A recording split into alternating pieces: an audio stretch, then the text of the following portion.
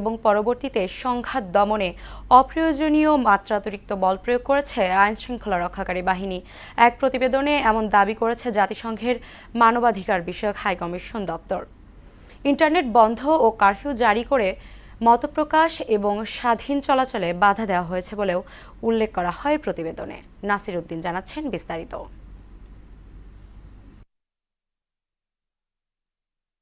ছাত্র জনতার দুর্বার আন্দোলনের মুখে ৫ আগস্ট শেখ হাসিনার ১৫.৫ বছরের শাসন আমলের পতন হয়। বাংলাদেশের সাম্প্রতিক বিক্ষোভ ও অস্থিরতা বিষয়ে প্রাথমিক বিশ্লেষণ শীর্ষক প্রতিবেদন প্রকাশ করে জাতিসংঘের মানবাধিকার বিষয়ক হাইকমিশনারের দপ্তর OHCHR। গণমাধ্যম এবং আন্দোলনে যুক্তদের দেয়া তথ্য উল্লেখ করে সংস্থাটি বলছে, ১৬ জুলাই থেকে ১১ আগস্ট পর্যন্ত বিক্ষোভ এবং পরবর্তী সহিংসতায় অন্তত ৬৫০ জন বাংলাদেশি প্রাণ হারিয়েছেন। ১০ পাতার প্রতিবেদনে বলা হয়, পুলিশ ও আধা সামরিক বাহিনী শান্তিপূর্ণ বিক্ষোভ এবং সহিংসতা দমনে নির্বিচার বল প্রয়োগ করেছে। আইনশৃঙ্খলা রক্ষাকারী বাহিনীর সদস্যরা রাবার বুলেট ও সান গ্রেনেডের পাশাপাশি পাখি শিকারে ব্যবহৃত অস্ত্র, বুলেট সহ নানা রকম প্রাণঘাতী আগ্নেয়াস্ত্র ব্যবহার করেছেন। বিক্ষোভকারীদের মধ্যে কিছু ব্যক্তির লাঠি, ইট বা অপ্রচলিত অস্ত্র ব্যবহারের বিপরীতে আইনশৃঙ্খলা রক্ষাকারী বাহিনী আগ্নেয়াস্ত্রের অপ্রয়োজনীয় ব্যবহার করেছেন। জাতিসংঘ বলছে, বিক্ষোভকারীদের উপর গুলি চালানোর জন্য আইনশৃঙ্খলা রক্ষাকারী বাহিনীর হেলিকপ্টার ব্যবহার সহিংসতার মাত্রাকে তীব্রতর করেছে।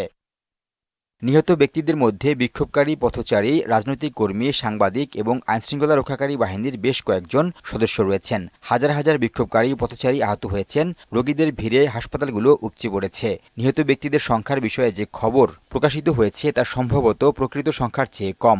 কারণ কারফিউ, ইন্টারনেট বন্ধ এবং চলাচলে বিধিনিষেধের কারণে তথ্য সংগ্রহ বাধাগ্রস্ত করা হয়েছে।